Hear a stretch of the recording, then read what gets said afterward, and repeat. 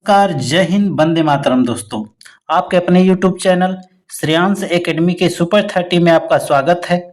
आज फिर हिंदी विषय की में एक महत्वपूर्ण टॉपिक संज्ञा के साथ में आपके बीच में उपस्थित हुए हैं, जो आपके सभी एग्जामों में पूछे जाते हैं। बार-बार क्वेश्चन यहाँ से। अगर आप इस चैनल पर नए हैं तो चैनल को लाइक, सब्सक्राइब और शेयर करना ना भूलें। चलते हैं टॉपिक की तरफ।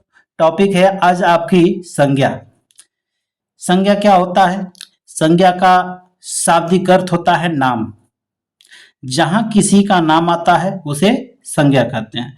अगर सवाल आपसे पूछा जाए कि संज्ञा किससे मिलकर बना है, तो संज्ञा सम, उपसर्ग और ज्ञा धातु से मिलकर बना है। संज्ञा सम, उपसर्ग और ज्ञा धातु से मिलकर बना है। इसके अर्थ की बात कर लेते हैं तो ठीक तरह से ज्ञान करवाना इसका अर्थ होता है। अगर इसकी परिभाषा की बात कर लेते हैं, इसके परिभाषा की तो परिभाषा होती है कि किसी वस्तु, प्राणी, स्थान, गुण, दशा, अवस्था तथा भाव को क्या कहते हैं? संज्ञा कहते हैं।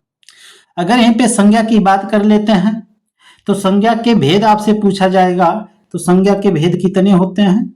3 होते हैं। संज्ञा के भेद की बात बता दें, 3 होते हैं। चलते हैं आगे की तरफ, जिसमें सबसे पहले होता है जातिवाचक संज्ञा। जातिवाचक संज्ञा क्या होता है? जहां एक व्यक्ति का बोध होता है। जब किसी का नाम लिया जाता है तो पर्सनली किसी एक व्यक्ति का बोध होता है, उसे व्यक्तिवाचक संज्ञा कहते हैं। जिसमें जैसे राधा, राधा किसी एक का नाम हो सकता है। गंगा एक का नाम हो सकता है। होली, आगरा, हिमालय, जनवरी, भारत। यहाँ सिंगल एक व्यक्ति का जहां नाम का बोध होता है उसी को व्यक्तिवाचक कहते हैं।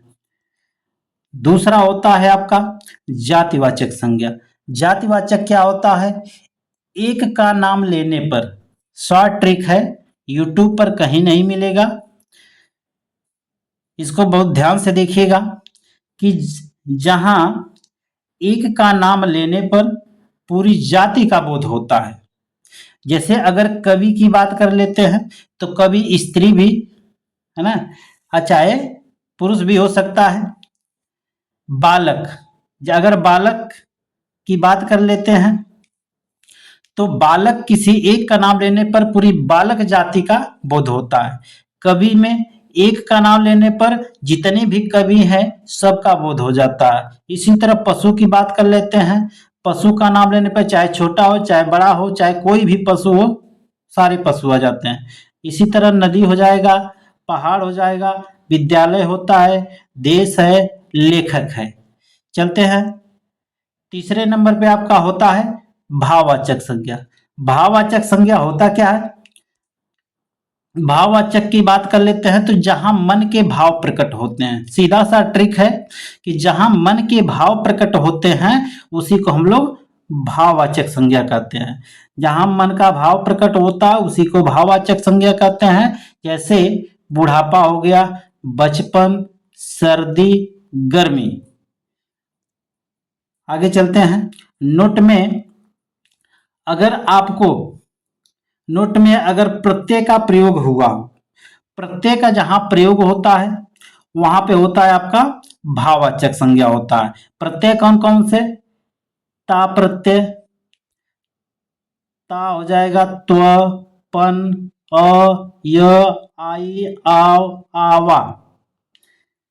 ई, बड़ी ई, आस, आवट, आहट, इक। ये सारे प्रत्यय अगर कहीं आपको दिख जाते हैं तो ये हो जाएगा आपका भाववाचक संज्ञा।